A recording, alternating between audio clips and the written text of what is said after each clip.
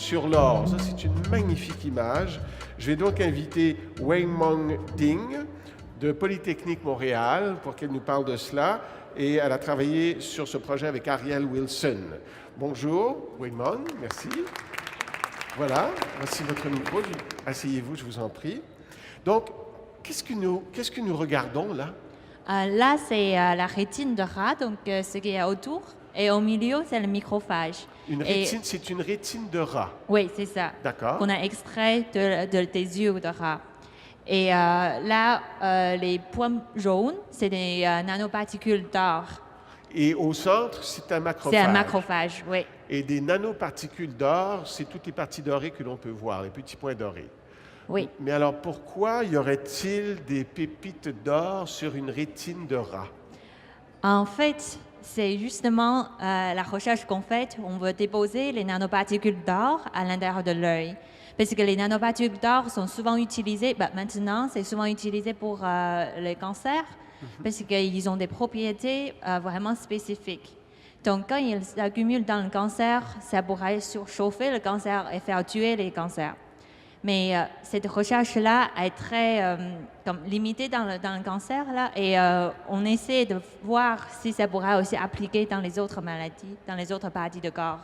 Est-ce que ces nanoparticules d'or peuvent transporter des médicaments? Exactement. Ils ont beaucoup de propriétés. Ils pourraient transporter des médicaments, ils pourraient devenir des nanoscalpels sur l'échelle de cellules. C'est comme on fait une opération sur le corps humain, mais ça, c'est proportionnel à la taille humaine, une scalpel comme ça.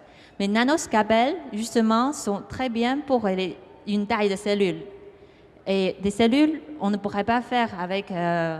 comme être humain ne pourrait pas vraiment toucher une cellule avec la scalpel, mais les nanoparticules peuvent.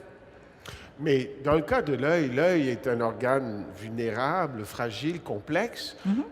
Ça doit poser quand même des problèmes, cette accumulation de pépites d'or. Comment faites-vous pour régler ce problème? Ah oui, ça c'est ce qu'on voulait savoir aussi, parce que la recherche dans la nanotechnologie est quand même assez récente. Fait que pour tout ce qui est toxicité, comment ça va se passer après, une fois rentré dans le corps, on ne sait pas vraiment. Et la recherche commence à le voir. Donc, dans notre cas, justement, on l'a vu, on a déposé les nanoparticules d'or et par un coup de chance, on a capturé un macrophage qui est en train de dévorer ces nanoparticules d'or. Et ça répond à notre question. Où est-ce que ça va être? Ça va être mangé par des macrophages. Alors, ce macrophage est un éboueur naturel qui, au fond, vous aide à transmettre un médicament à l'intérieur de l'œil, même si c'est des pépites d'or, et c'est, au fond, sécuritaire parce que le macrophage s'occupe de retirer ces pépites quand elles ont fait, au fond, leur œuvre. Oui, exactement. C'est comme si on a fait une opération sur les cellules, et puis après, il va y avoir un éboueur naturel qui vient pour récupérer tous les déchets et éliminer du corps.